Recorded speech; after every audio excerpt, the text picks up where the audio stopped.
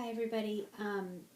So, as we start to jump into our writing process this semester, I wanted to talk to you a little bit about where writers or how writers continue to come up with ideas because, as you know, everything that you write about this semester is your choice. So, you have to figure out if Miss Nichols and Miss Valco aren't going to give you prompts for your writing, what are you going to write about?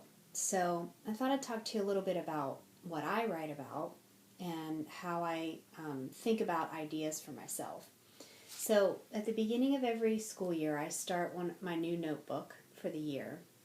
So I have lots and lots of these stored up. And as I went back through and kind of, flipped through some of my old notebooks, I just started noticing patterns of things that I write about. And that's what real writers do. They continue to write about things over and over and over again. So I don't want you to feel like if you're writing about the same things all year that that's a bad thing, because in all honesty, that's what writers do. So I started to type up a list, and I'm going to kind of scroll through it on my computer here and talk to you a little bit about some of those things on this list, and I will post this list in Google Classroom for you to take a closer look at. But at the top, there are people at the top of my list.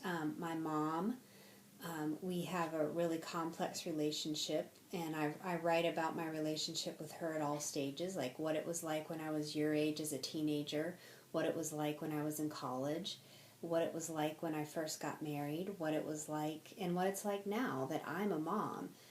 So I've been through lots of different stages in my relationship with her, and so I try to make sense of that through my writing. I write about Tyson, my little boy. I'm trying to capture him right now. I like to write a lot of poetry about him because I can do that in these short little bursts, and it allows me to remember all the things that he's doing as he grows up. I write about my husband Pete and our relationship, and what it feels like when everything's going smoothly and what it feels like when we have to really work at things. So a lot of emotions show up in my journal over and over again. Joy, fear, anxiety, happiness, sadness, anger. So there's a lot of emotions in my writing. And I want you to feel comfortable doing that too in your notebook, and then we can figure out how to take that out of your notebook and craft it into something for your portfolio. I write about teaching a lot. There's so much going on in terms of public education right now, and I have very strong feelings about it. So I write a lot of editorials about public education reform and Common Core and all of this crazy standardized testing, and have big opinions about that. So that's where some of my arguments come from. I have two very dear friends in the world, Mindy and Kathy, and I write stories about them and poetry about them a lot.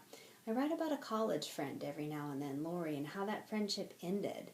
It was just a weird transition after graduating from college, and those friends that you think you're going to have forever don't always last, and so you'll see some of that in my journal.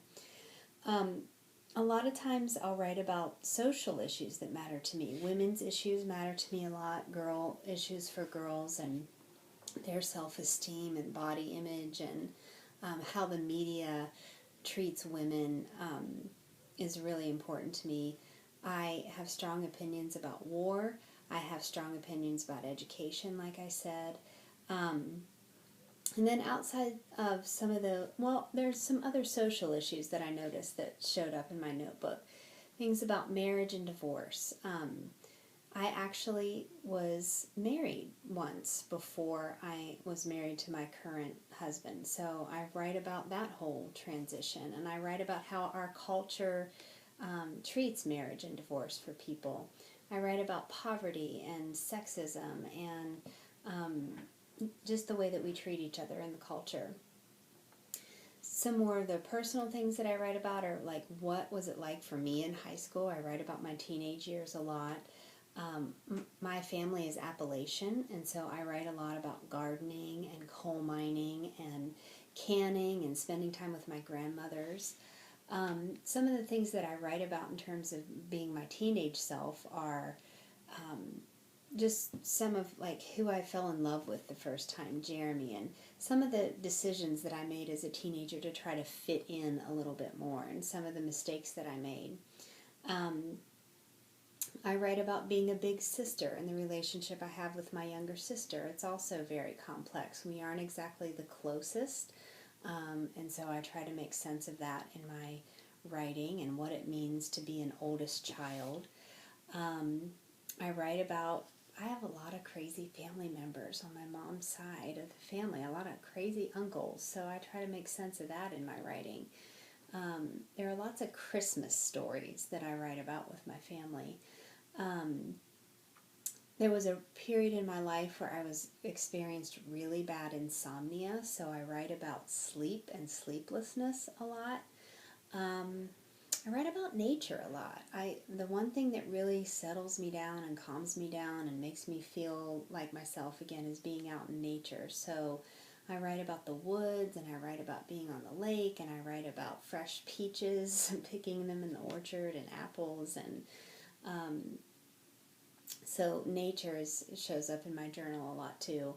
I write about what I'm reading, all of the books that I read and I love, and the characters that I love. I write about being a mother and what's joyful and what's difficult about that. Both of my husband's parents have died, and so I write about grief. One of my sister-in-laws on that side of the family also passed away unexpectedly in an accident, and so grief has been a big part of my writing process in the last 6 or 7 years.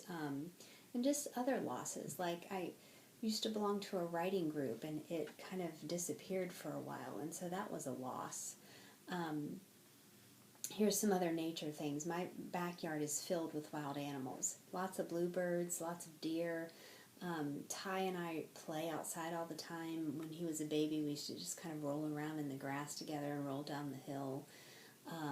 When I was little, I used to build forts all the time. I write about that, being in the woods. Lots of nature images. There's these little red flowers that I also always notice in the woods. Snow and just that beautiful silence of it. When we were teenagers, we used to go sledding at the country club, and we weren't allowed to do that, so we had to sneak into the country club and sled on the golf course. It was back to my teenage self. I really wanted to be liked and to be popular, and so I gave in a little too easily to peer pressure, and so I write about that a lot. I write about the county fair. I love county fairs. I love going to them now. I loved going to them growing up, and so being there gives me a lot of writing. I write about writing. I write about not writing. Sometimes when I get really stuck, I write about being stuck, and that gets me unstuck a lot of the time.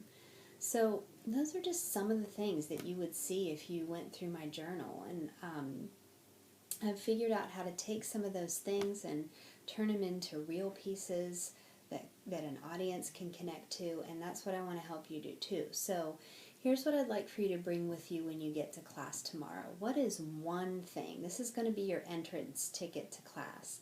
What is one thing? A person, place, an experience, a memory, something that you own that you know you need to write about this semester. What is that one thing?